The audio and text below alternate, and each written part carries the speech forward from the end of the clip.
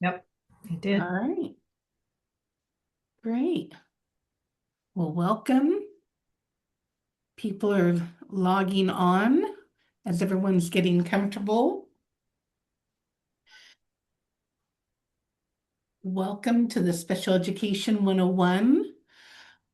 I am Leanne Gajarian, and I am the coordinator of the Clovis Family Resource Center, and I'm with Ginger Cook, our lead psychologist for Clovis Unified.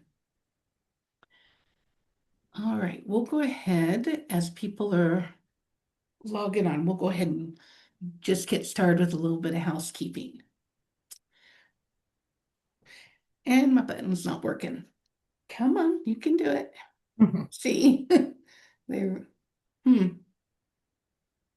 Let's, oh, I apologize, everyone. Let's go back here. That was a delayed response to my pushing buttons. All right, so this is a little bit about the Family Resource Center. If this is your first time joining us, the Family Resource Center serves families within Clovis Unified who have children with a disability ages birth to 22. We do things like these parent workshops and webinars and help families navigate. It says birth because the Family Resource Center is actually housed with our Early Start program, birth to 3. And then once children reach school age at 3, then they can still continue to receive support from the Family Resource Center. Hey, Leanne, Yes, should we be able to see the PowerPoint right now? yes, can you not? So I can. I don't know if anybody else can, if anybody Oh, else is that's a seeing good question. You know what? I probably am not sharing it. Well, it says I'm sharing. Let's see. Um, hmm,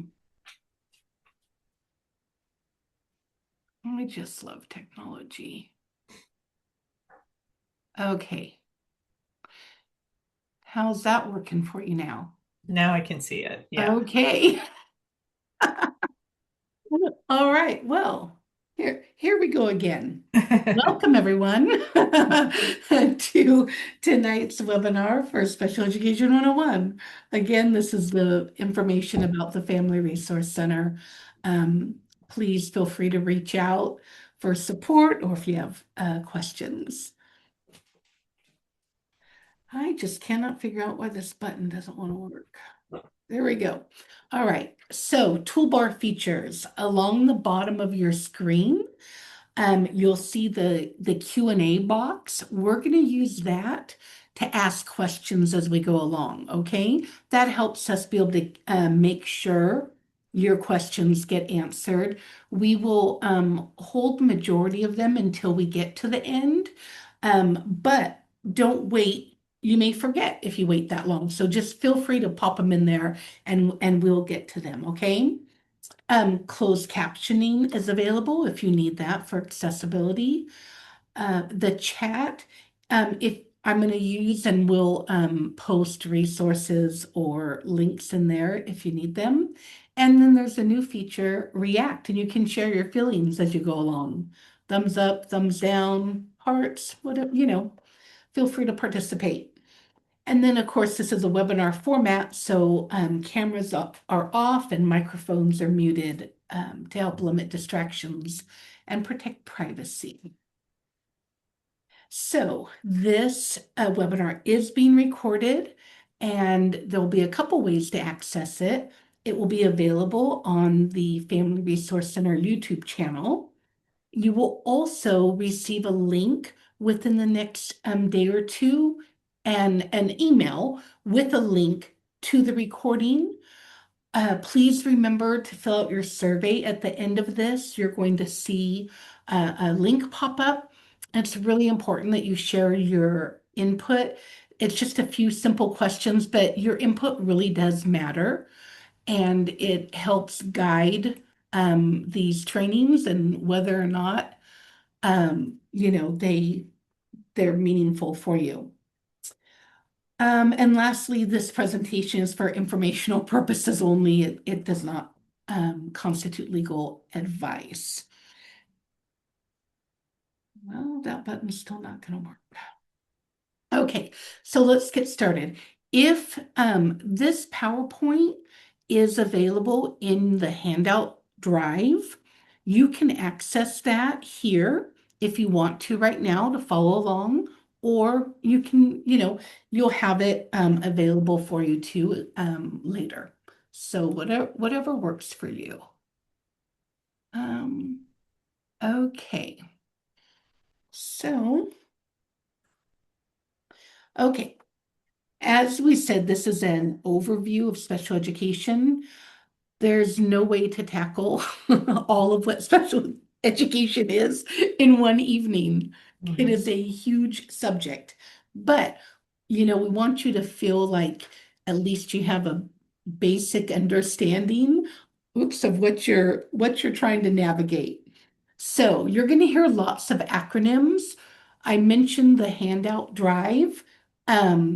In there is a list of acronyms, and that will help you as you're navigating IEPs as well. But I'm going to kick you off with a few to get you started. So IDEA, I'm sure you might know, is the federal law that governs special education, and it guarantees that children with a disability receive a free and appropriate public education. So these are a few of the key points highlighted out of IDEA. Due process procedures. Before every meeting, you should receive a copy of your procedural safeguards. You might hear that term. That's your parent rights. Then, to provide an IEP written by a team, you as a parent are an important member of that team, and that children with special needs get an education in their least restrictive environment. So, that being said, this is big overview of families with children ages 3 and up can refer their child for an assessment if you have concerns that they might have a disability. The district will respond with an assessment plan or a prior written notice as to why an assessment, why they're not going to do that. Assessments are conducted in all areas of suspected disability, and IEP meeting is held to discuss those results and let you know if they're eligible. Okay? Big overview look at that. So I put these push pins as we go along to highlight important things you'll want to have stick in your mind. Schools can only assess with a parent's permission. Okay, so you've got there will be paperwork and you have to grant that permission. Okay, again, here's the visual. I love visuals. Here's the IEP process, right? So we talked about assessments. Then that looks at eligibility. Did they meet eligibility? If not, then that's, they would have an IEP meeting and let you know that. Did they meet eligibility? That will also be during the IEP meeting. They'll let you know that. But then you're going to develop that IEP. Okay, and so we'll reference this again in a little bit. But we're going to tackle this by chunks. So the first chunk we're going to talk about is assessments and eligibility. So we talked about a family requesting an assessment, or maybe the team, says, hey, we have identified that this could be an area of concern. Do we have your permission to assess? But let's go under the assumption that you as a parent have requested an assessment. The district has 15 days to respond to that. As I mentioned, they're either going to respond with an assessment plan that outlines the details of the assessment or a prior written notice as to why they're not assessing. Once the assessment plan has been signed and returned to the school, that starts the next timeline. The district has 60 days to complete that assessment and hold that meeting. But again, remember, that's after the assessment plan is signed and returned. All right, and that doesn't include breaks. So for instance, if you request an assessment and we're 5 days before winter break, right? It would pause during that time. All right, assessment. So this is a big area where families, especially first, diving into special education, can really get confused, and rightly so. But each, we have different formats, right? We have the medical model, the educational model, regional center model. Those all have their own eligibility. And so it's important to remember often families might get confused because if their child qualifies for one set of services, you know, they wonder why they may or may not qualify for another. But they each have their own unique eligibility and they each require their own assessments, unfortunately. Um, in speaking about school districts, it's important to remember that they're only determining eligibility for special education. They don't provide a diagnosis. Okay, but again, they're big topics and big systems to navigate, and so it's important to not feel alone. There are lots of agencies and lots of resources out there to help you navigate it. But again, big overview, it can be hard. So hang in there. All right, so we talked about the assessments and Ginger, our school psychologist, will tackle this more. But the overarching theme is, are they eligible? Well, the results of those assessments have to show that the student has a disability that meets at least one of the 13 categories of eligibility. The disability must have an educational impact, and the disability and educational impact must require special education and related services in order for the student to be able to access that core curriculum. And so, again, another area that can be so confusing because, often if your child has a disability, it doesn't automatically mean that means they need special education. Mhm. So these are the 13 categories. There's actually an additional one, a 14th, but that's just for young kiddos. But these are the 13 categories. Again, more acronyms. Don't memorize them.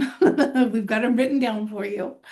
But Ginger, kiddos can have more than one category of eligibility, right? Right. So typically what we do is we might see, so let's say a student is identified as they might have an auditory processing problem, and that falls under a specific learning disability, number 10 there. But we're also seeing a student that same student might have a lot of attention problems along with that. So, and we find that those attention problems also cause it has an adverse impact on their education. So they might qualify as well under number 12, other health impairment. So when Leanne was talking about we assess in all areas of eligibility that we suspect, um, that's what she's talking about. We're going to look at all those different, any one of those areas that we feel like could potentially be present for a kid. Then we're going to look at those and then tell you whether or not they meet those criteria. Mhm. And we'll get to this more later too, but that is why it's so important for that parent input. Um, as you go through that assessment process, whether it's the initial, that first time, or the 30th time, right? Mhm. That parent input is so important because that's helping the professionals know what concerns there might be, that you as a parent, you know, as the expert would know. So I see there was a question about disabilities and dyslexia. Where would that fall under? I just noticed in our chat. So Mhm. just that falls under specific learning disability. So we don't do a direct assessment for dyslexia, but we assess all the different processing areas that dyslexia would show in. And so it's all encompassed in specific learning disability. Great. Yeah, another common question is parents ask about ADHD. And so Ginger, I mean, not all children with ADHD does it impact them significantly enough, right? That they would Right. qualify. But for those that do, that category would be other health impairment typically, correct? Right. Yeah. Yep. Okay. So, does a medical diagnosis automatically qualify a student? This is another area that can be really confusing. No, it doesn't automatically qualify. It's also not a requirement for a qualification. So I'm gonna give you a very common example is um, often, especially with younger kiddos, they might, come to school with a diagnosis of autism, right? Mhm. And then they go through the assessment process and they may not qualify because maybe their autism doesn't impact them enough that it affects their education, right? So they may have that medical diagnosis and they may qualify for other services out in the community, but it doesn't automatically mean they're going to qualify for an IEP, and vice versa. We have students all the time that qualify maybe under the category of autism who have no medical diagnosis, right? They've never been diagnosed medically out in the community, but that's their category of eligibility. It doesn't mean the school is giving a diagnosis, but it means that is how they qualify, is that their disability is most similar to autism. And Okay. also, just to confuse the thing further, right? Um, Um, so a lot of times outside agencies, so different agencies other than schools, we might share the same terms. So autism, or you might hear an emotional disability, things like that, but our definitions are different.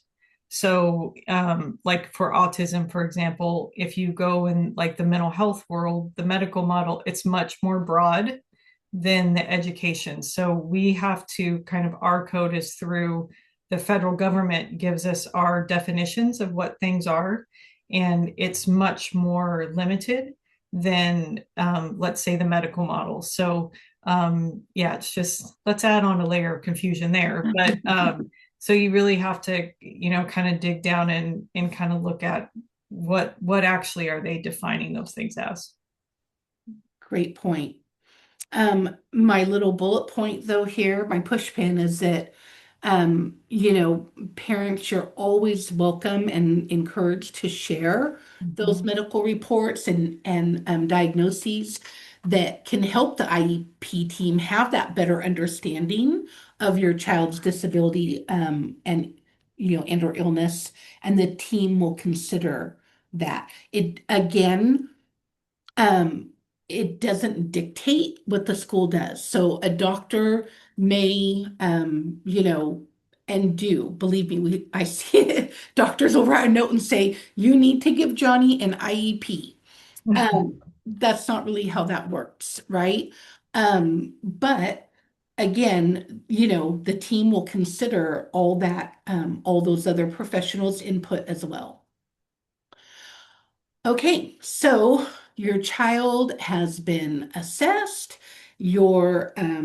They're going to hold an IEP meeting with you, and you're going to get an invitation to your team meeting. So here, the couple things I wanted to touch on this is that if you look up here in the top, and if you're watching this on your phone, it may be hard, but again, you're going to have access to this PowerPoint and you can view it later.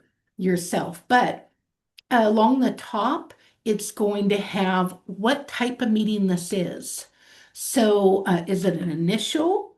That would be that first time they're being assessed ever to see if they are eligible for special education. Is it a plan review? That's what we used to call, up until recently, your annual, that once a year that school districts are required to have at least once a year. Is it a reevaluation, new term that used to be called the triennial, which means every 3 years, the school district is required to do all those big assessments again to determine if they're still eligible? Is it transition planning? And we'll talk a little bit more about what that means. And then pre-expulsion, that's a disciplinary, and interim. That would be if your child has an IEP already and you move to a new school district, that is called an interim placement. And so that could be one of the reasons why you're having an IEP meeting. So anyway, if you look at that, it'll tell you what that meeting's about. It's going to tell you where. It's going to tell you who's going to be there. And we'll talk later about who the required team members are. And then down here, you'll notice it says if you wish to audio tape this meeting, you have to provide 24-hour notice, and then they will, audio tape it as well. Um, Families like to do that sometimes because it helps them, especially if you're attending by yourself and it can be a lot of information. They like to do that, but again, it's not necessary. It's up to you, but you have that right.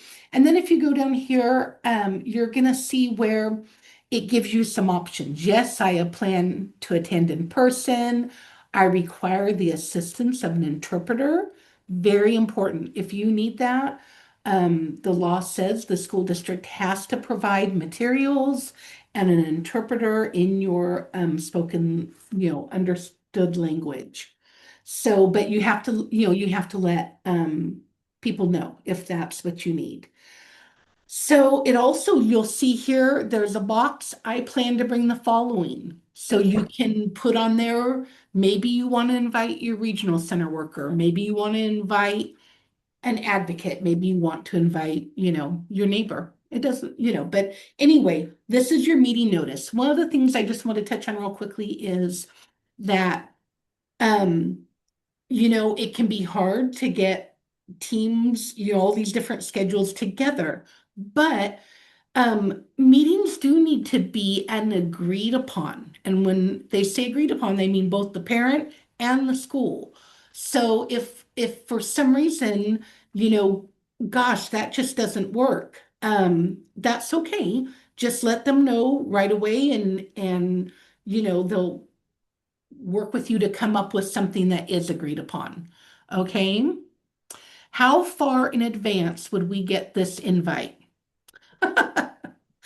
Well, ideally, or you should get it in, I mean, in plenty of time. Ginger? Yeah, so we used to have the law used to be pretty strict on this. It had to be 10 days, but they did a revision of this and it just I think it says something about like a reasonable amount of time.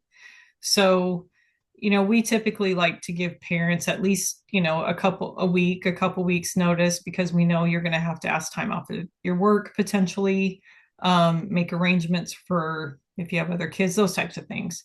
So, I would, I would say reasonable. And but also to just know that just because the school says it's going to happen on this day, they need to work with you to come together to find a day that's mutually agreed upon. Mhm. So also that's there. So it shouldn't be we're meeting on this day. Hope you can make it. See you Yeah, later. take it or Bye. leave it. Right. Right. Yeah. Right. Um, okay. So, this is another important document as it says member excusal. Mm. So, let's try and tackle this. So it's gonna talk about the member of the team. Let's give an example. First off, you should get this ahead of time, Mhm. okay? Unless there are extenuating circumstances, maybe somebody woke up with the flu, right? It happens to all of us, parents, professionals.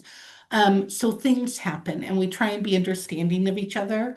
But that being said, we also know this is a very important meeting and you've been waiting for this. And so it shouldn't be you show up to a meeting and they say, "Oh, guess what? The even though your child's failing math, the math teacher really couldn't be here. So sorry." Mhm. Right? Now, they're required members of the team, and one of an example could be though, let's say your child has no health issues, okay? And the nurse, for whatever reason, last minute, she can't be there. And the team says, "Do you mind if we excuse the nurse from this meeting?" Now, if you don't have any, health questions, concerns, she's still going to have to share her input, right? Like, I'm sure she's contacted you, he or she has contacted you and gotten updated health levels, whatever needed to be done. And that information will be shared at the meeting. But as far as them being there, you have the right to excuse them. Mhm. It also says in whole in or in part. So let's say, you know, maybe the nurse can be there for the first 30 minutes, but then she has to leave.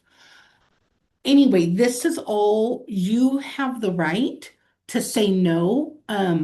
I expect everyone to be there, but again, you know, I would say, be as flexible as you feel comfortable being with. Mhm. Um, and I would hope that teams are as respectful of your time that, especially if it's somebody who's really required to be there and you're waiting to hear their input, it shouldn't be you show up to an IEP and find out they're not going to be there. Okay? But again, that's what this document is for. So this is just a big overview of what to expect at an IEP. Um, and often, they might even have a printed agenda to help you. They've started doing that more and more, at least I've seen here in Clovis Unified and other districts. And I have to say, from a parent lens, I appreciate that Yeah. because it's a lot of talking and a lot of people. And I can well remember it's hard to even identify who it is seen at the table. And so it really it's nice to understand this kind of the flow of what it's going to look at. I don't need to go over each one, but I want you to have this in case they don't have a written agenda because that's not required. But it helps you as a participant understand the flow of it, okay? One of the things that I often get asked by families during an IEP meeting is when you'll see the sign in for attendance is on the same page and you'll see it later, but as where you sign in agreement. I don't know why they did that because it's so confusing. I often get families, they get that deer in the headlight look, like, what do you mean they're asking me to sign this right now? And all you're doing is signing in that you're there and that you were present at the meeting. Everybody does it. They all sign, and then that's that record of who was at the meeting. Okay? Okay, so now we're back at the IEP process. They did all their multidisciplinary assessments. They've looked at eligibility. The student is eligible, and so now they're developing the IEP. Okay, so now we're gonna turn it over to Ginger, and she's going to walk us through each page of the IEP. Again, this is not all encompassing. There's always unique circumstances, but this is your general generic IEP and what components should be in there. So All information right. eligibility. Okay. So a couple of highlights to take away from this page are um, probably the biggest thing is at the it'll tell you that up at the top where you see the highlighted the meeting type, it just reemphasizes what Leanne just said about why you're meeting. And then probably the biggest thing is down towards the bottom where it's highlighted is that's going to tell you how your student qualifies for special education. So you can see there's a box that says primary and secondary. So um, we have some kids that qualify in 3 areas, right? So it's not just limited to the just because there's two doesn't mean that that that they're that we limit that because that so if let's say a child they qualify in 3 areas, let's say that will be contained in our reports that we give you, and also will reflect that in the IEP notes. So but what that's going to do right there, why this is important, is it should describe to you as a parent, not that just your child qualifies, but what it looks like. So, for example, if for some kids who have attention problems, that could look like, I've worked with some kids, and that looks like they're very hyperactive, and it's really hard for them to sit still, and they've got to be on the move, and that might qualify them under OHI. And I'm going to write that out, that it looks like this, right? We have other kids that qualify under OHI who can just kind of, I've worked with some other kids who they're very quiet, but they will just kind of zone out on us. And sometimes it's really hard to, figure out, are you with me? Are you not with me? And so we're going to write that out. So it's important that when you're reading this, that it really describes what that looks like for your child. So right here, what Ginger was talking about, describe how the student's disability affects involvement and progress in general education or general curriculum. Okay? All right. So then our next page is our individualized transition plan. So this is for students who are 16 years and older. And the purpose of this page is really to get students ready to live beyond high school. So live beyond this, our public education system. So we're going to talk, a lot of times educators will do interviews directly with the student to find out what do they want to do after high school. Do they have any career goals? What type of support do they need? And they'll be talking with you as parents. They'll be talking with other people, other teachers that they have. So we get an idea of what type of supports this kiddo needs or this student needs moving on. Some of our students are in our adult transition program right now and are doing great, still require a moderate amount of support. And even beyond that, we'll do transition plans. So once they're done with us, because we go to age 22, right, Leanne? Okay. And so we will get our students ready to transition out of that and maybe do some independent living programs, those types of things, lots of different things, but a whole gamut of, getting kids ready to go to college potentially, or be in a vocational program or some type of supported living system. So that's what those transition plans are for. And this is for any student with an IEP. Right. And that's a big gamut, right? That can be a child or student who spends the majority of their time in general education, but just gets that extra RSP support, right? And they're going to get a diploma, and they're going to, graduate and go on to whatever it is they want to do, right? But that they still have this individualized transition plan. That also includes students who, on the other end of the spectrum, are severely impacted by their disability. Maybe they're medically fragile, or anything in between. Um, Students who, like Ginger said, they're not going to get a diploma, but maybe they're going to get their certificate, right? Of completion. That's where, when Ginger mentions 22, students with an IEP who don't earn a diploma are eligible for the Adult Transition Program, what we call ATP, another acronym. And that's true in all districts, that they're eligible for that continuing education up until age 22. Okay. But again, if your child gets that diploma, then the public school ends at that age. We're going to do another page of the ITP. One of the other things I wanted to share too is that they recently have updated this too. It used to be that this had to be in place, by age 16. Now they're wanting districts to really start talking about this earlier and earlier. And I know because really, right, high school is when all these things start to, build on each other as to what a kiddo is going to do after high school. And so no matter, what their capabilities are. And so um, I know in Clovis Unified, they're starting to talk about this earlier and earlier at, 14.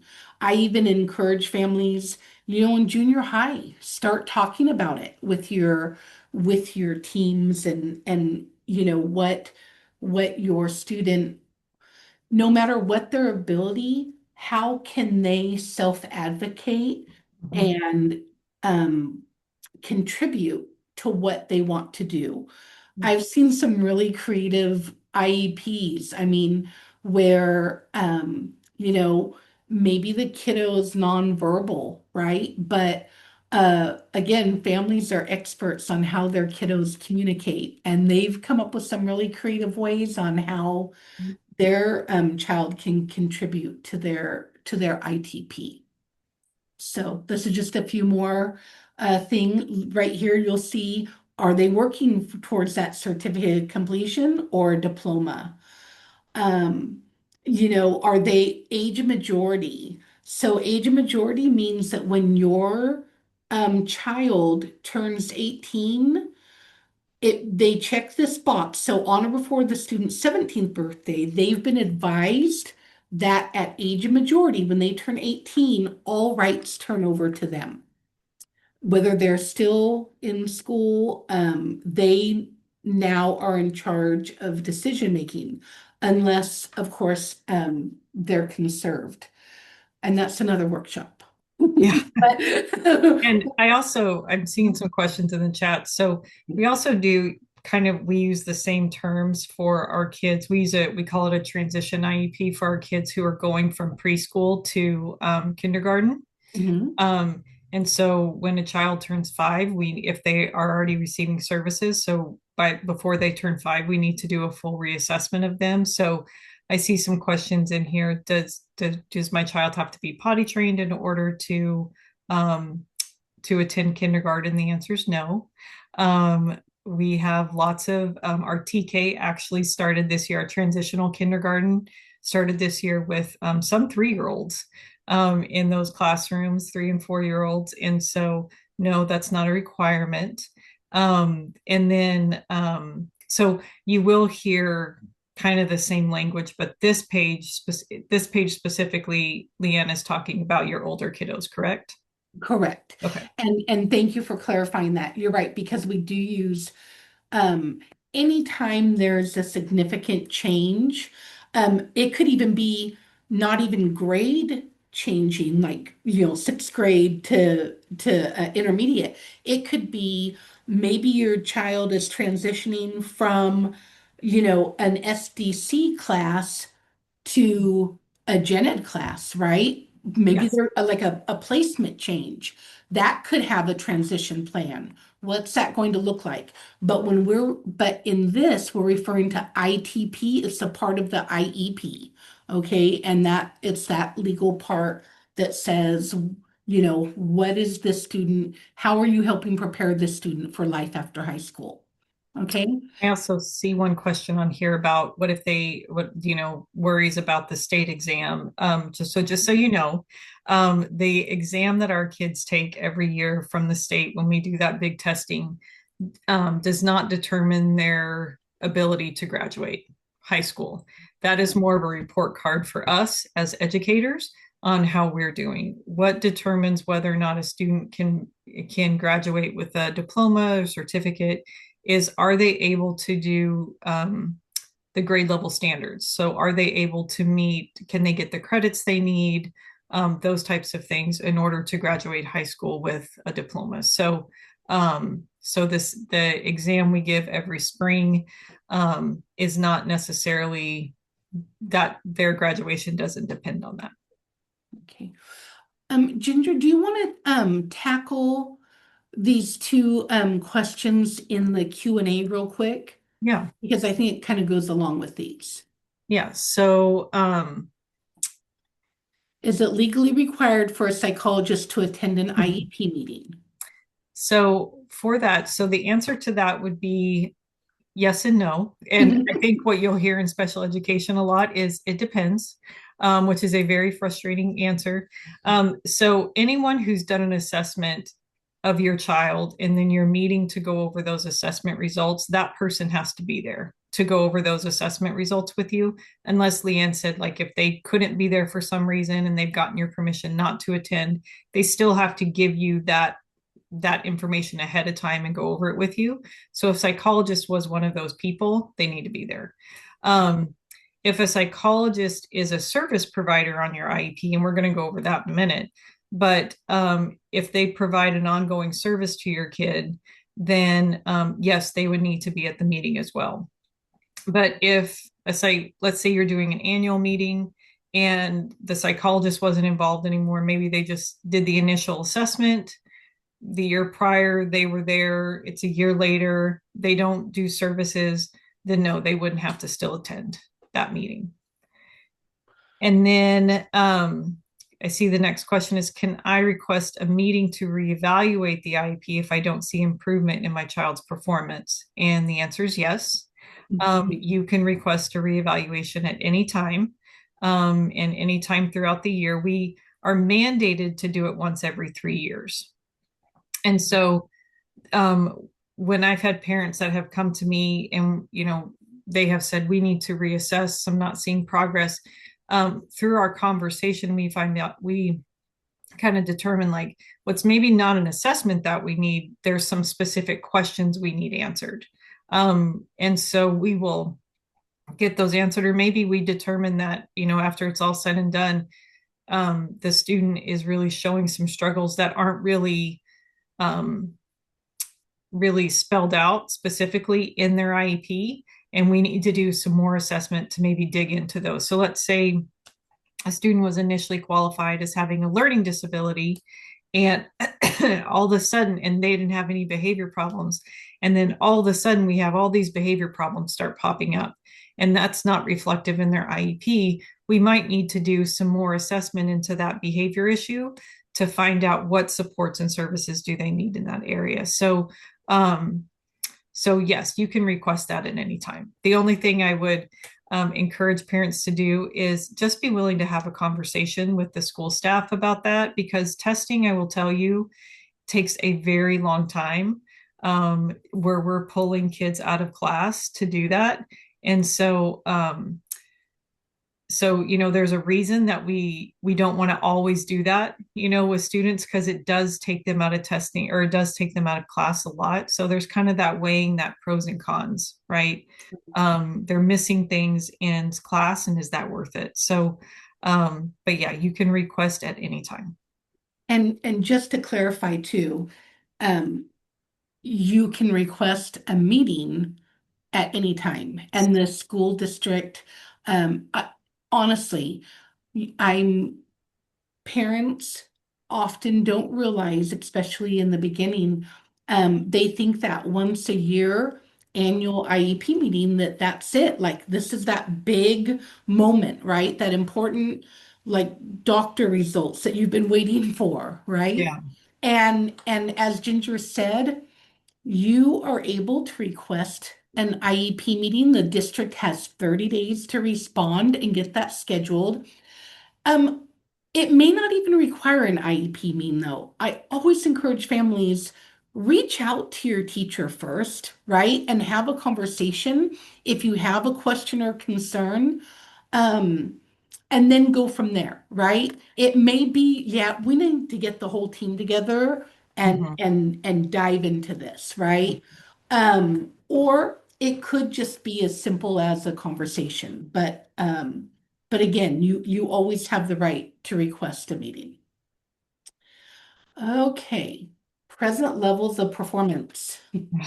Okay, so this is a really important part of the IEP. And why this is so important is this part of your IEP sets the stage for the goals that are going to be created for your child to work on. So this outlines, so when you look through present levels of performance, it's going to go over academics, behavior, communication, motor skills, health, daily living skills, all of those things.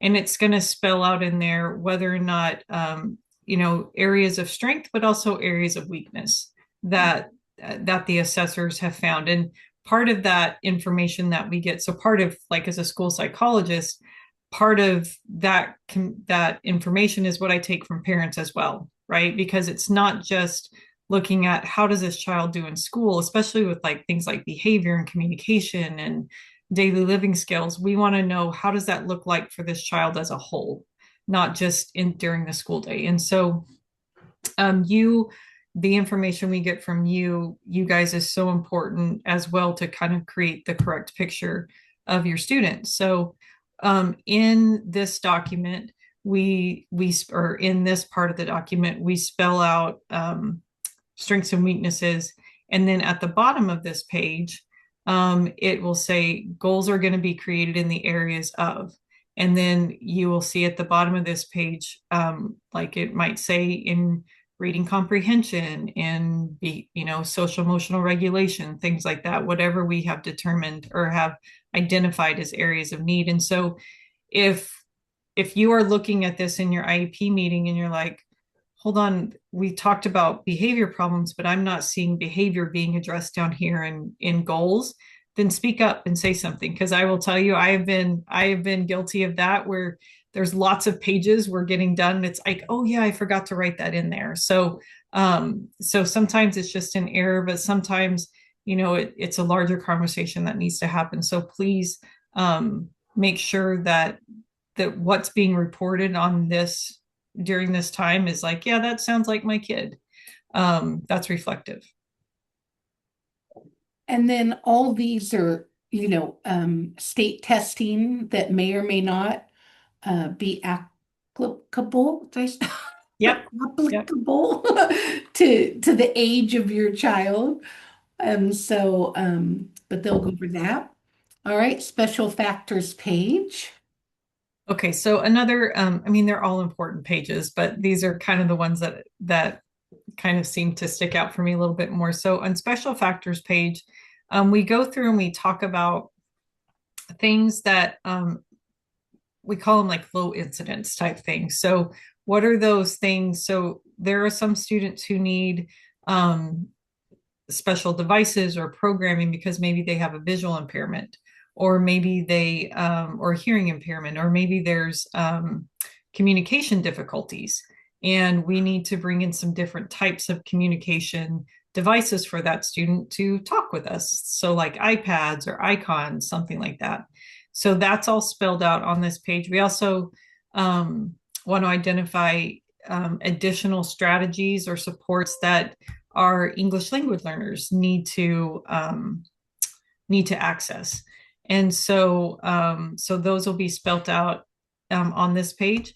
And then at the bottom is where if a student's behavior impacts education, and that's where I write my stuff. And so like, if a student has significant struggles, so again, going back to present levels, if we've identified behavior as a difficulty for this kid, there needs to be some stuff here about how are we going to address that? What is that going to look like? It could be as simple as accommodations, right? So if I have trouble paying attention, maybe one of the things that could really help me is just my teacher chunking work. So instead of giving me 10 problems, they're going to give me 2 problems at a time. It could be as simple as that. It could be as elaborate as we need to create an entire behavior plan for a student because we really need to modify how their day looks, and accommodate that so that they can successfully get through their day. So it covers the gamut there.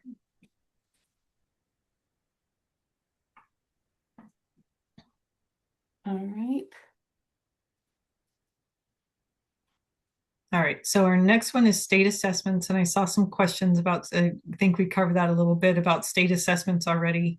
And so in this, just to answer your question, state assessments again do not dictate whether or not a student gets a diploma or a certificate. What determines that is your IEP team, right? In determining, is my child on track for a diploma? Well, there's a couple things that determine that. Is my child on track for a diploma, or are they on track for a certificate? So what the state assessment page does is it goes through and says, does this student need accommodations, interventions during the state assessment? What is that going to look like? So for example, we have some kids that we know have a reading disability. And so when it comes to things like maybe a math test that they're taking and their word problems, well, we're not assessing reading, we're assessing math, right? So they might be able to listen to the reading prompts given to them. Or if we're assessing listening comprehension, they don't need to read it to get that. They can just listen to the story and then answer the questions for reading or for listening comprehension, and they can have the questions read to them. So anything that a student needs, maybe it's time, maybe it's, like I said, work chunked for them, anything that they need to be able to take that test. And the state gives us kind of, here's things you can do to accommodate this, and so we will add those in there for your student. Or if they're going to take an alternate assessment, so let's say if a student is, maybe they're on a different track, maybe they're on a certification track, and we know that they really struggle with the grade level curriculum, and that's identified here that they will take an alternate assessment. So they're still going to take an assessment if you allow us to test them, because you can also opt them out. But if you allow us to test them, then that will be noted here. All right, now the meat and potatoes. Yeah. So really with our IEPs, it's really one page builds upon the other page, builds upon the other page. So that's why, like I said, back at the very beginning with present levels, you really want to make sure that present levels really kind of gives a good picture of your kiddo. And then at the bottom identifies the goals, or the areas goals are going to be written in. That then translates over here to our goals. So every area that was identified on that present levels page should have a goal. Sometimes they will have more than one goal. So for example, if we've identified that a student struggles in the area of behavior, social emotional development, I might write 2 or 3 goals in that area. I might write 1 goal depending on the need, right? So this is where the goals are going to be. So area of need, it's going to spell out what is the area that we're looking at, and then it's going to give you a baseline. So that baseline should tell you where exactly is your student performing right now. And so this might be, let's say we're talking reading, and we might be looking at, can they identify letters? So letter identification. And so you might see in their baseline is they can identify 10 out of the 26 letters, right? And so then the annual goal then might be by this time next year, they'll identify 26 out of 26 letters, uppercase letters. And so that will be spelled out there. And then down towards the bottom, sometimes some of our students have short-term objectives and sometimes they don't, depending on their situation, but you will always get progress reports on the goals. So I think there's another section that talks about progress reports, but we usually do those progress reports around the time of about every 9 weeks, correct, Leanne? Right. Yeah. And then too, I wanted to point out, this is important. Oh, In the yeah. bottom of this box, it says the people responsible. So it could be the special education teacher, the speech and language pathologist, um, you know, the general education teacher, who knows, but depending on what the goal is, right? But Mhm. that's important. That tells you the who. Right. Another important area is down here is when you have your annual meeting, that once a year meeting, they're going to talk about, was that goal met? Yes or no. And as a parent, that's going to give you a clue too on do we need to keep working on this? Maybe that was too lofty. Um, or, if they met it, then great, we're going to keep on going. But again, that's important important pictures. So you've got your area of need. That's just going to outline, like she said. Um, that's going to tell you what that goal is all about. Behavior, speech, what have you. Okay? Yeah. And then I think, I don't know if you already Right. said this, Leanne, if a student meets their goal, so let's say we've set the goal for a year and in 4 months they have met that goal, you're going to be hearing from probably their case manager or whoever's responsible for that goal to say, hey, we've met this goal, right? Mhm. We would like to, so let's say it's back to the letter goal. They've identified 26 out of 26 letters. We want to start working on blending sounds together to make words. I don't know. I'm not a reading teacher. I probably shouldn't use reading examples. Anyways, and so they might present a new goal to you, but again, we have to have your permission in order to change that goal. So it might be a meeting where we sit down, or we are allowed to send that home. And if you're fine with doing it that way, we can send that home and you sign off. But we do need your permission to change anything in the IEP once you've approved. Right. Again, one of the biggest things to take away from this is that IEPs are a living, breathing document. It Right. is not a one and done, and then that's it for the year, right?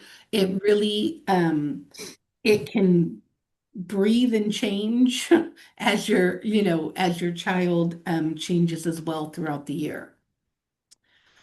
All right. Services offer of FAPE. All right, so again, another important page. This is going to outline exactly so the goals page outlines what we're going to work on. The services page tells you how often, where that's going to happen. So we will, and I know that's super tiny, up at the top, they're going to, so I know Leanne talked about least restrictive environment, and what that means is that when you think of educational services as being a continuum, with gen ed being what every student on our campus gets, and then it gets progressively kind of more intense, right? With some students who receive services in the gen ed classroom, and those special education services push in, some pull out. Some kiddos are just in a special education classroom because they have to work on their IEP goals all day, right? So everybody's at a different path there. But so that right there at the top is going to tell you, here's all the different education settings or different things that we have considered. Mhm. And again, you're part of that discussion, right? Because that's important. And then it'll tell you, as you guys talk about it in your IEP, you'll select one of those. And then we talk about what accommodations, and we'll spell those out on this page as well. Different accommodations. So accommodations it could be like we talked about the chunking of work, preferential seating, those types of things. Um, and then it's going to spell out our services then. So did I miss one, Leanna, box that we need to talk Mm-mm. about? Nope. Okay. Then it's going to spell out your services. So in your box, kind of where Leanne's pointing right now with the cursor, it's going to say what the service's name is. It's going to tell you the start date and the end date for that. So it's usually a full year that it will be, a year from start to finish.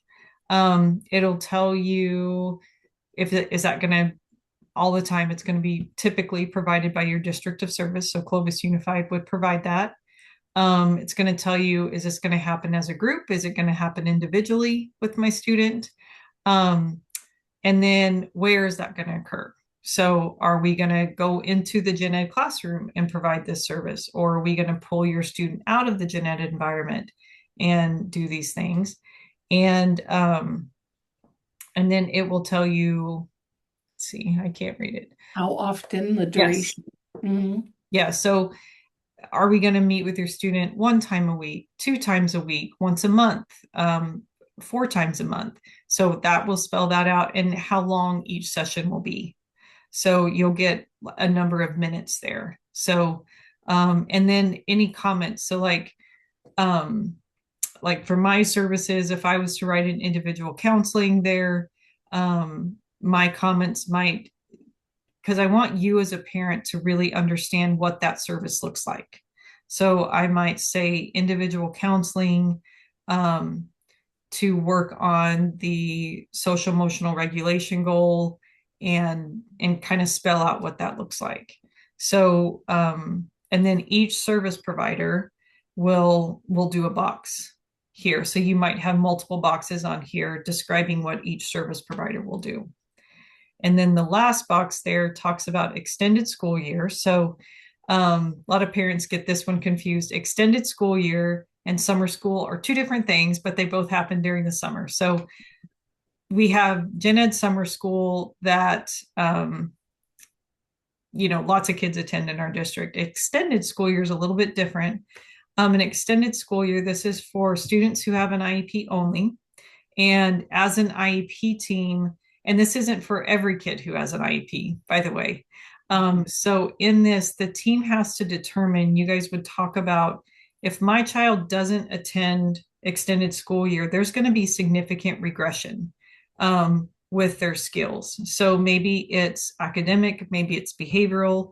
I know we have some kids that attend extended school year, and they just really need the consistency of that routine of getting up in the morning, getting on the bus, going to school. And if they had a 2 month break, it would take us months to get back to them being able to do that. So you as a team decide if extended school year is something your child requires. And then if they do, those services will be written out in this box. And they will often use our natural breaks like winter break and spring break to help determine that. Like they'll track and see, hey, over those, the 2 weeks at winter, did that student regress? And that helps to make that decision as well. Yes. Yep. And then your ed setting page. So in this page, I promise you're getting towards the end of the IEP now. This is going to spell out that percentage of time a student is in general education and time a student is out of the general education setting and receiving special education services. So your student, so I know a lot of our students that are in middle school, our middle schools really try and push into our classrooms for many of our students who have IEPs, because that instruction they're getting in class is so important for them to hear.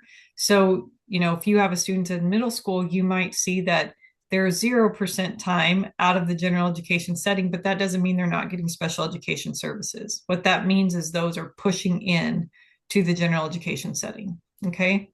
So, so that tells you percentage they're in and out. It also this page talks about harmful effects, because that's something also that we want to consider. So some of our kiddos who have IEPs, they might really struggle with being pulled out, or they might struggle with, they don't want other people to know, that type of thing. And so, or there might be that, the if we have a student who's only in like a special education classroom, the having them around typically developing peers, that type of thing, because we want them to also have that experience. And so we talk through those things like yes, there are benefits to this, but there are also drawbacks too. And we want to make sure that the benefits outweigh the drawbacks when we decide to move forward with this, and really just to so everybody understands kind of, and if those problems come up, how are we going to handle those for this kiddo. And here it mentions again, it talks about what other agency services the student gets. And then it talks about the promotion criteria. Are Mhm. they, going through the district? Is it progress on goals? So that would be like diploma or certificate. Is that correct? Yes. Yeah. Yes. Mhm. And then how will you be informed as parents on the progress? And then if there, as we talked about transition earlier, here are some of those examples. These are those examples that are not a part of the ITP. Okay? So what this would get at is so let's say your child is moving from a program at one school site to a program at another school site, right?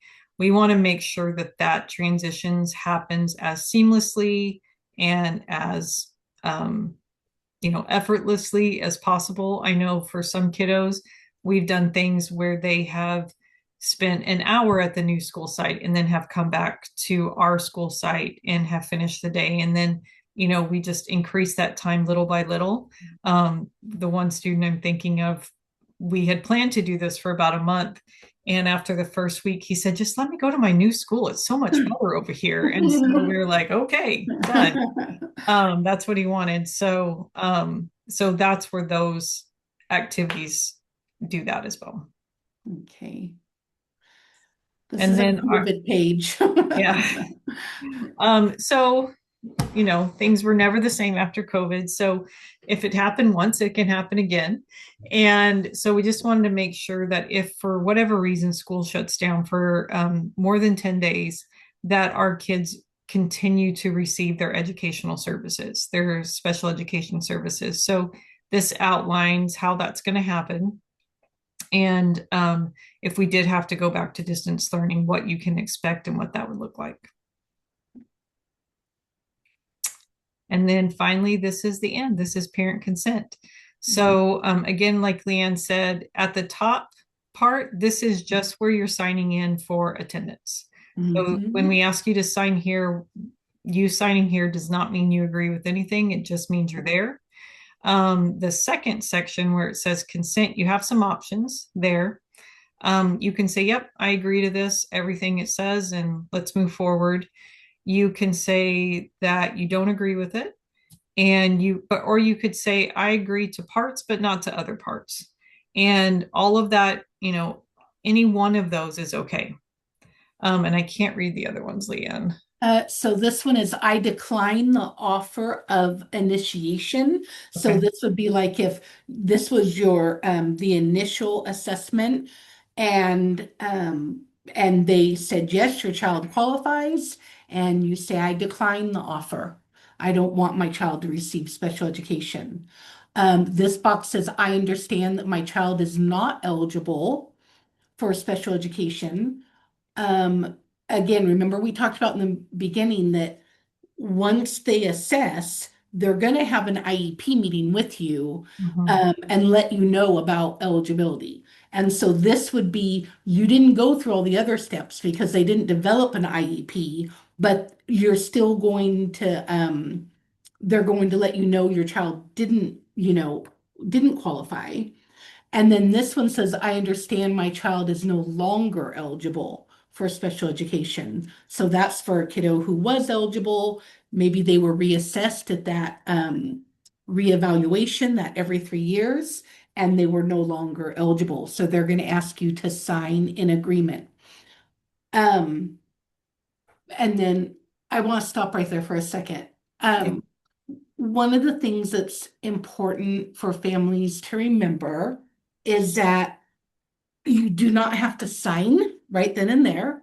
They may ask you, are you in agreement? Do you want to sign? And you may be. You may say, this sounds fantastic. Where do I sign? Um, but you have the right to take it home. You have the right to think about it. You have the right to, consult with others. One of the things too is that's important to remember is that the IEP though can't be implemented until you've signed. When Ginger talks about, this one here, I agree with the IEP with the exception of. Let's say you agree with all of it, but boy, you don't agree with what the speech services were offered, okay? Maybe you're saying, man, that 30 minutes a week, I just don't think that's enough for my child to make progress. That's what they were getting. They didn't make progress on that. I disagree with that. You could sign, I agree with the IEP. They could implement all the other parts that you agree with, except for that exception of, okay?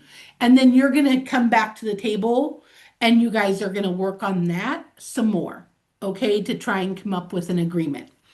But that why there that option is because that allows them to move forward and for your kiddo to get those services that you do agree upon, okay? Um, Let's see. And so you go down here, parent involvement. They want to make sure that they're going to ask you, did you feel a part of this process? And then this is the Medi-Cal statement. Go ahead, Ginger. I'm gonna let you tackle that one. So the way I describe this, so if you were to go out and get a private assessment done, it would cost thousands of dollars, right? So the state of California says they are willing to reimburse schools for these assessments for students who are Medi-Cal eligible. And we don't know who's Medi-Cal eligible, but if you give us permission, we can submit that billing, and then we have no idea what students we get reimbursement on or not. It's just a way to get some funding back to our school system to help us do the things that we do. So it's not mandatory that you sign, but if you're willing to sign it, then we can potentially, have some additional funding that way. And then the bottom boxes are just kind of a checklist for us to make sure we didn't forget anything. So if we gave you your procedural safeguards, that check box is marked. If you got all the reports, that box is marked. And a copy of the IEP before you left. So that's more of a quality control for us to make sure that we gave you all the documentation that is required. Yep. Okay. So, well, I'll let you tackle this and then I want to capture a couple questions. So the object of an IEP. So the object of an IEP is to develop educational programs, services, identify services for kids who have disabilities according to education code, right? And we Leanne's already talked about, not every kid who has a disability needs an IEP. But for those kiddos who do, we, want to make sure that we are that we're coming up with a systematic plan to help them meet their larger goal. So, and also to spell out to you as parents how that's going to happen. So, and it's going to look very different for every kid. So, for some kiddos, we have some kids that when they take those tests that we give them, their scores might be really good, but they are failing the classroom. And we know when we go in the classroom. And so it may not be so much focused on reading, writing, and math as it is work habits or organization and those types of things. So um, one IEP is going to look very different than another IEP because the Right. kids' needs are different. And yeah, and just kind of what we've talked about, your paper that you get, like the order of papers that you get in an IEP, really build on each other. So when we're going over our assessments, that gives us the picture of your kid, which is present levels. That then tells us what goals we need to write. The goals tell us what services we need to give. So all of those things should line up. And so really important that if you see something that doesn't make sense or doesn't seem to line up, we need to address that early, because if we've made a mistake in one of those earlier things, it's just going to compound that problem as we go down the line. And if we've done it right, we should come out with a really good plan for your kiddo. Right. Okay. This was one of those terms we used a lot throughout that. And I think it's a often a topic of confusion for families. Ginger. So accommodations versus modifications. So um, accommodations are something that really we can do for any kid, whether or not they have an IEP or not. So things like I talked about, like chunking work Mhm. or giving breaks often. So it just provides equal access. I'm not changing the standards. I'm not changing my expectation, but maybe at nighttime, for homework, I don't need to know that they can do the same type of problem 15 times. 3 times is enough for me. So I might say, hey, just do 3 problems, but I could do that for a kid without an IEP and I could do that for a kid with an IEP, right? Those are accommodations. Modifications are a little bit more, they're different because now I'm going to start changing my expectations or altering the standards there. So it's really important that, and this has to be reflected in our IEP as well, right? Because we want to make sure that if students are not able to do, are not able to sustain like with the grade level curriculum and do those things, that modifications do impact later on down the road. So if we, as much as we can, we want to keep with accommodations and not modifications. But if we need to go down that road, we definitely can go down that road. And so, um, yeah. Okay. And one of the things I often see in IEP meetings too is sometimes maybe a struggle a kiddo is having doesn't need a goal. They just need an accommodation in Mm-hmm. their IEP, right? Right. And so something like, maybe it's preferential seating, right? Maybe they need to be right up at the front of the class for the teacher to be able to gain their attention often throughout the day, right? Mm-hmm. Um, anyway, any of those examples like you shared. All right, we talked about least restrictive environment. Um, one of the things I want to share with you, parents, professionals, everyone can get confused sometimes about um, what what that continuum looks like, okay?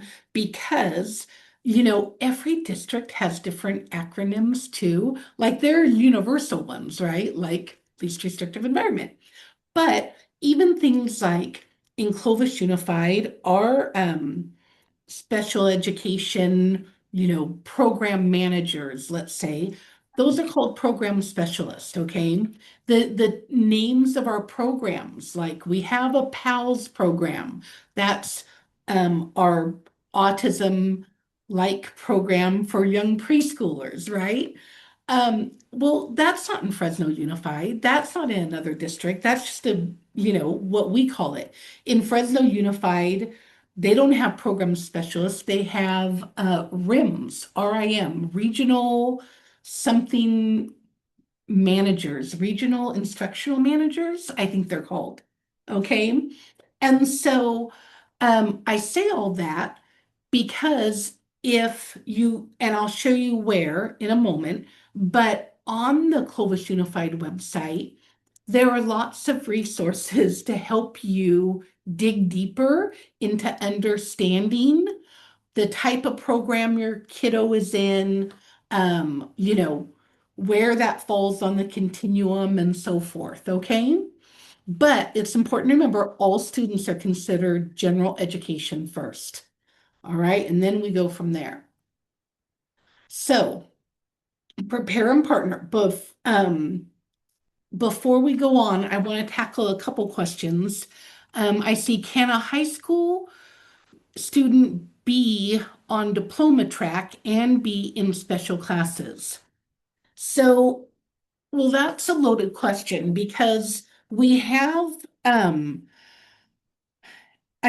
we have what we call the alternate diploma track, right? Or alternate diploma pathway. And that's newer in California, right? It's another way for students with disabilities to earn a diploma. So it's hard to say without knowing what those special classes your student is in. Ginger? Sorry, I was typing out an answer. Oh, that's Sorry, okay. to one of the questions. Say that again. Well, they asked if a high school student could be on diploma track if he's in special ed classes. And I was saying that's hard to answer Yeah, without knowing, are they in an ACE right. class, an alternate diploma track? It's hard to say.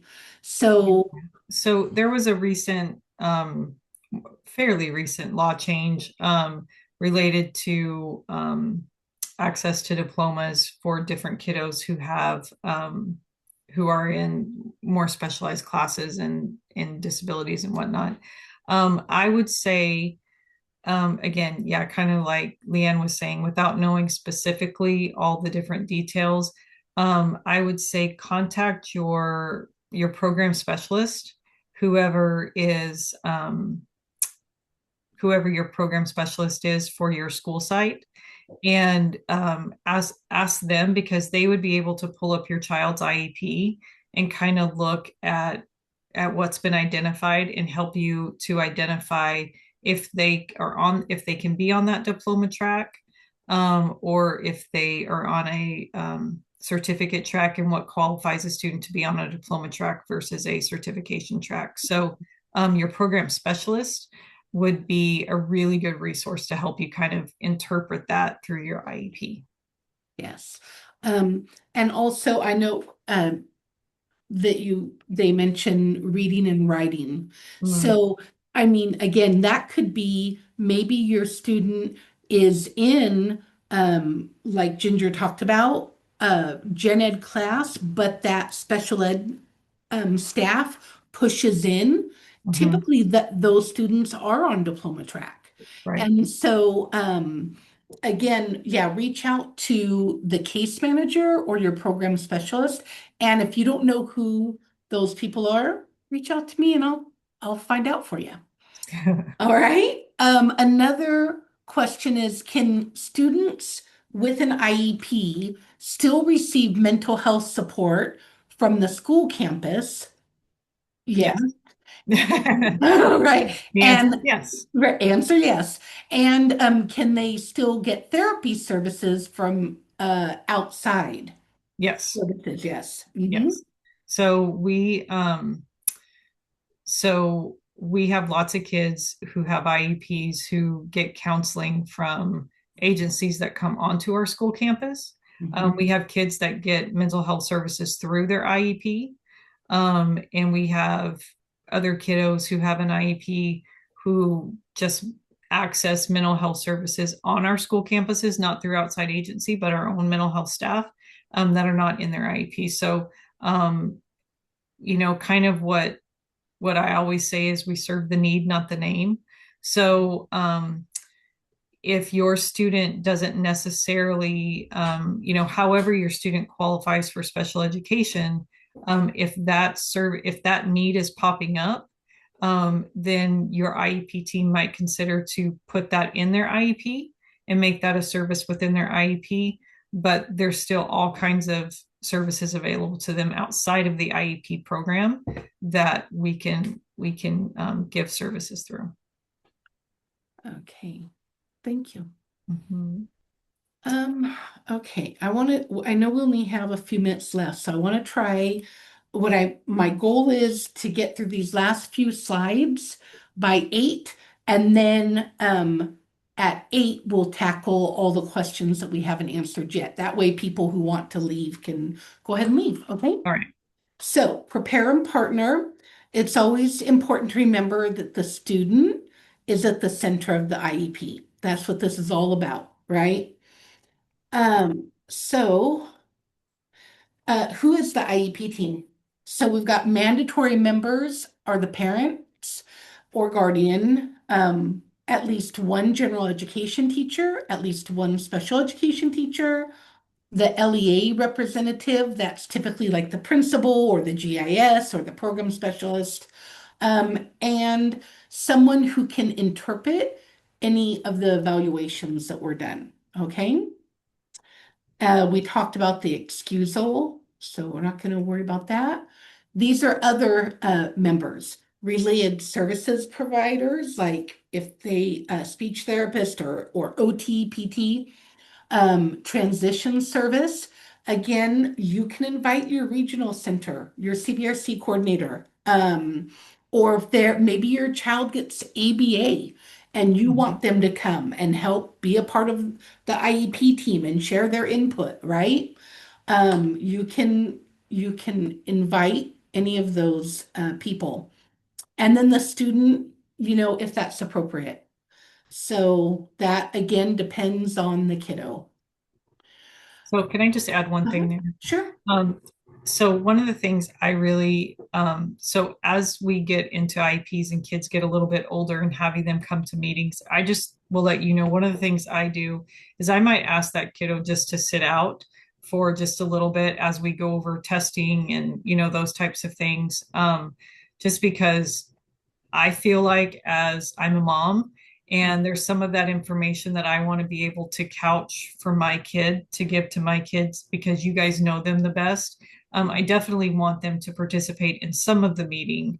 But we talk about some pretty heavy stuff in our IEP meetings. And so, don't be alarmed if we're like, hey, can they sit out just for a second? Just because I want to give you the information first, so then you can decide like how much of this are we going to share with our child or not, and how do we do that. So I want to give you that right. I don't want to take that away from you. So just know that if you do let them come, that might be a request, and it's not to just exclude them, but it's really to protect them. Right. And again, I love that you shared that, Ginger, because you are the expert on your child, parents. You know if they're old enough, mature enough to participate. We definitely, as they get to be, high school, you really do want them to start learning how to self-advocate, right? But again, you know their maturity level, you Mhm. know their hearts. Some some kiddos, I've seen teams that, are very insistent that the child be there, right? And the parent may tell me, privately, I don't want them to be there. And it's Yeah. like, you have the right to not have them be there. That, you're the parent. And Yeah. so it works both ways, right? But you know your child best, and you know what their maturity level is, and what the benefit would be and what parts they could participate in. Absolutely. So we talked so much about all this information. Please, please, if when you know you have your IEP coming up, keep a pad and paper around. Jot down your questions ahead of time.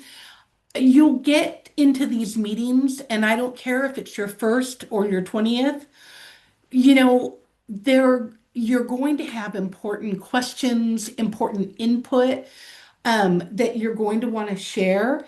And oftentimes, as parents, we're getting all this, and a topic may come up, or we get this piece of information, and all those thoughts just go out of our head, right? That being said, again, this is, as I said, it's not a one and done, okay? If tomorrow you come up with a question, right, you email your team and ask or give them a call. Um, but again, you know, if your child already has an IEP, review the previous one. So then, you can compare. Oh, what changes did they make? How, why does this look different? Are they increasing minutes? Are they taking them away? Use a binder for your or some sort of organizational system to help organize your records so that you're prepared to participate. This is my little tip too. Keep it accessible at home so that if there's an emergency, you've got all that information in one place. Okay.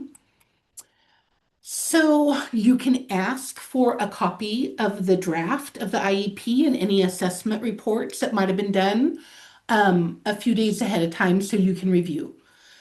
Uh, Schools aren't required by law to do that. Sometimes people think they are, but they're not. But I will tell you that if the team knows that that's your expectation, they will certainly try and get those ahead of to you ahead of time. That being said, like I mentioned, you are under no obligation to sign right then. You can take all those reports, take all that information and think about it, go through it all, and reach out again with all your questions, and tackle it. You need to be comfortable that you understand this important legal document. Um, we already covered all those other ones, things to think about. Feel free to ask questions if you don't understand something. Read through every page. Do the assessments capture, like Ginger said, is it an accurate picture of what your child's needs and their strengths are? Review the note page. They're going to take notes. Does it really reflect what was discussed? And remember that an IEP should pass the stranger test.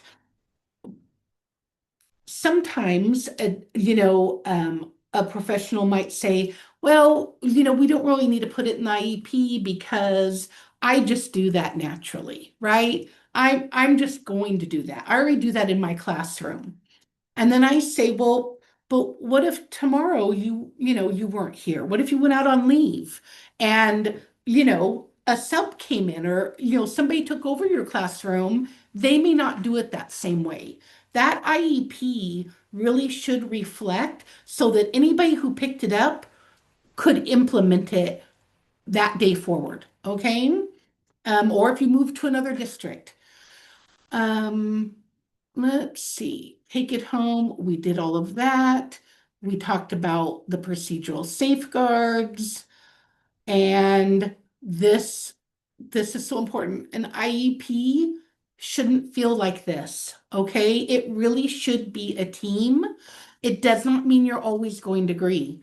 As you can see through all these steps, through the assessments, through developing the IEP, there are a lot of places to disagree, okay?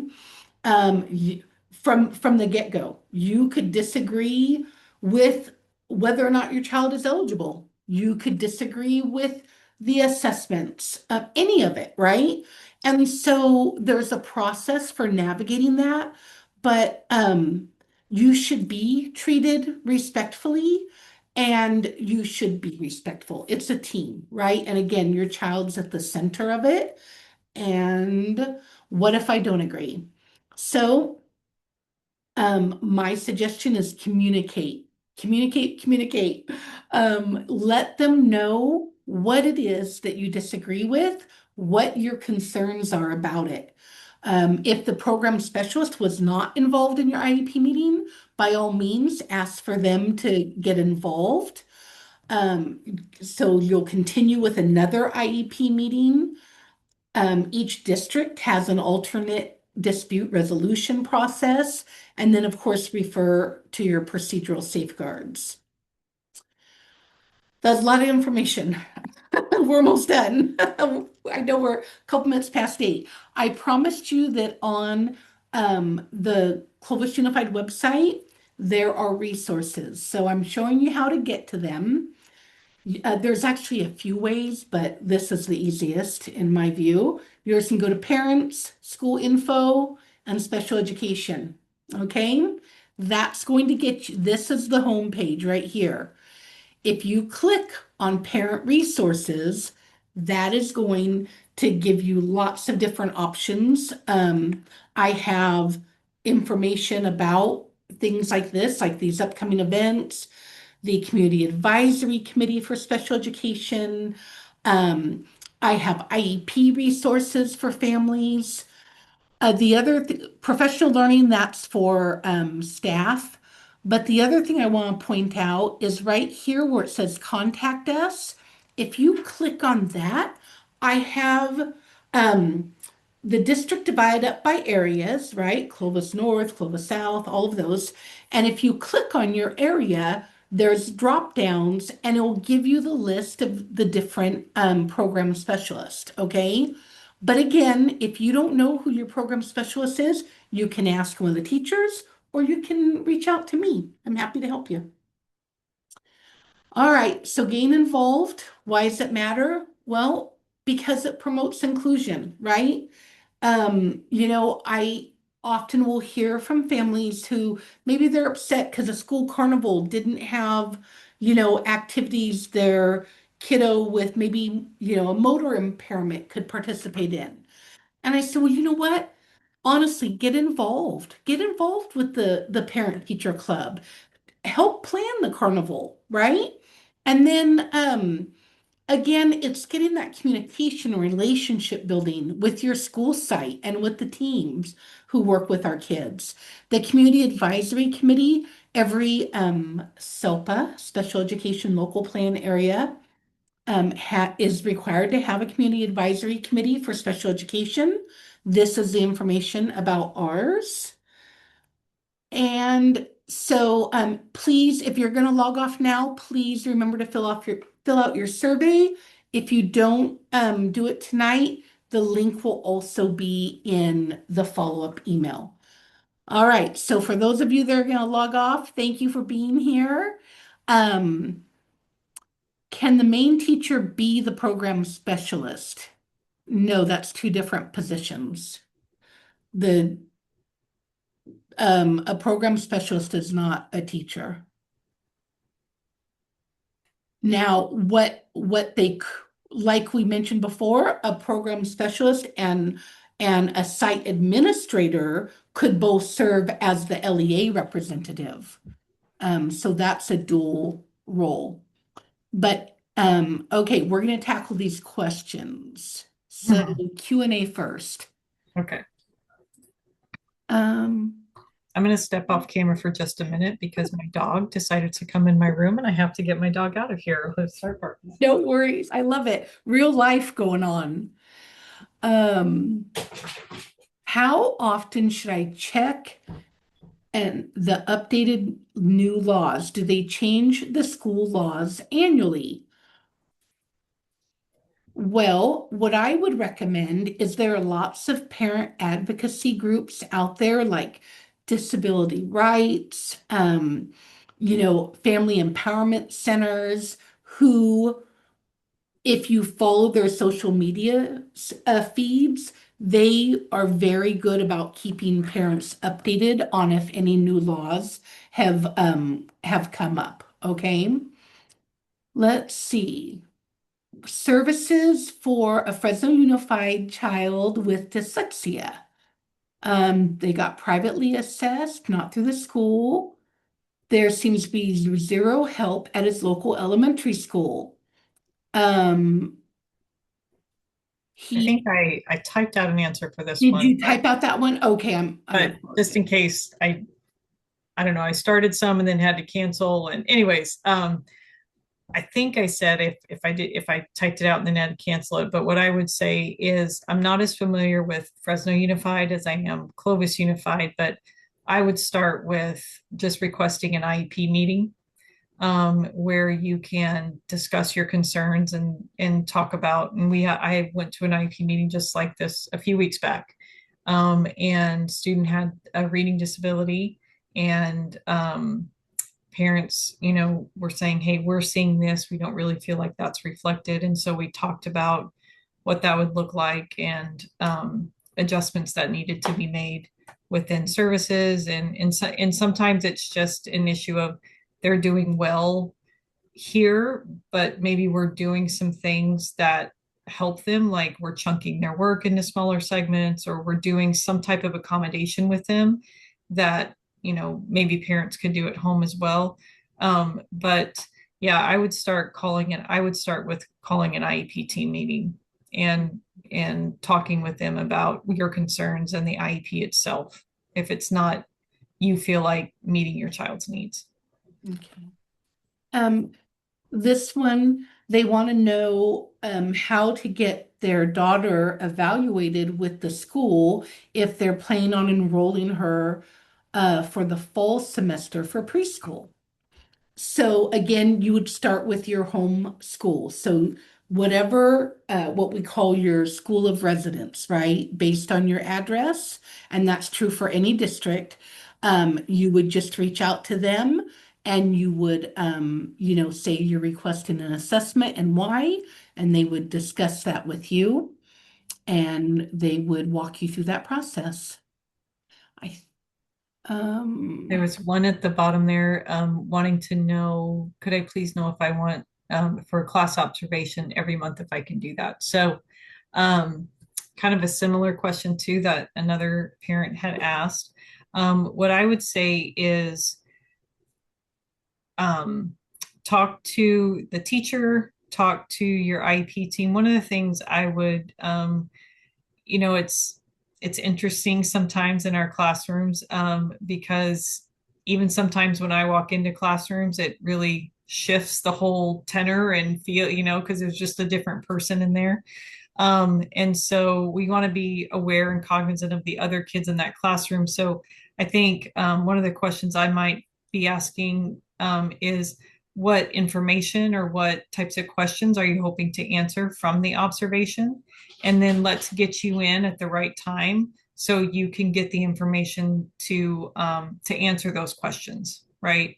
And mhm, so it may not even be every month, maybe it's just, hey, I want to see my kid during this time. I want to make sure that, that they are doing. I've had parents come and observe at recess time. I've had parents come and observe, during social time. So I think, just really spelling out what your concerns are and your questions you want answered for that observation, and then work with your team to so that you can see it, at the frequency that it needs to be seen. mhm. Um, let's see. Why do IEP services change when kids go to middle school?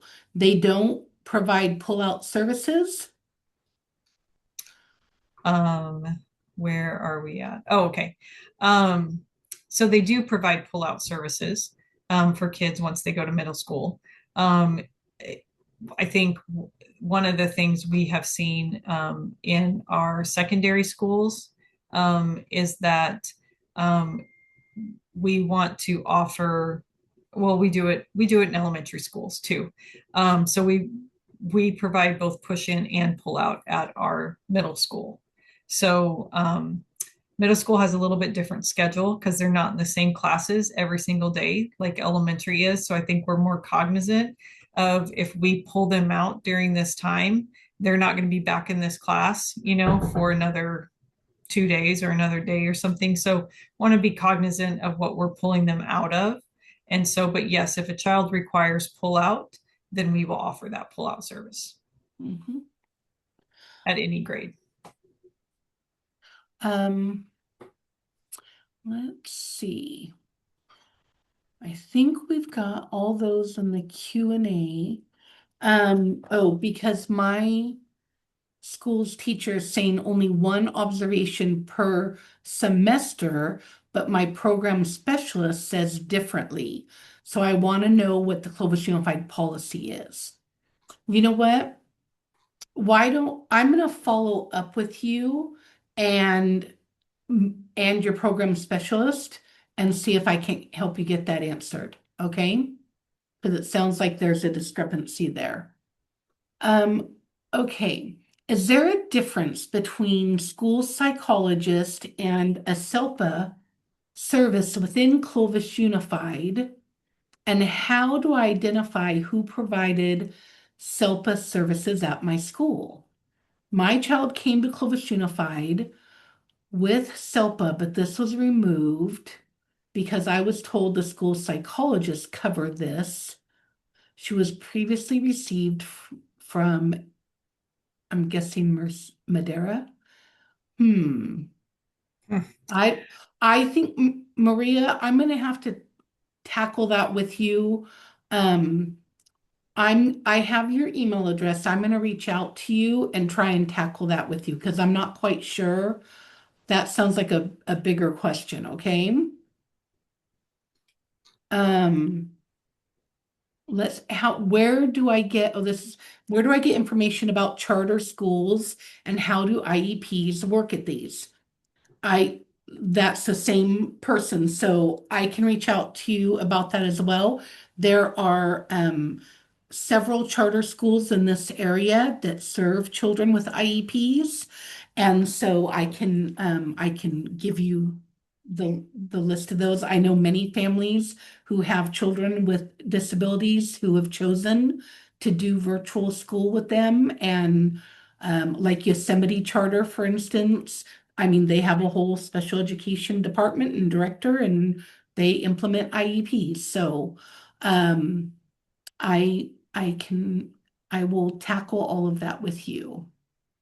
Let's see, I think, And then I think there was one more in the Q&A, how to request an observation for middle school. okay, I think same way that you would contact the case manager at the school site, whoever the case manager is, and um, talk with them about, exactly what you're wanting to see and kind of what your concerns are. And then they'll arrange for you an observation to meet that need. mhm.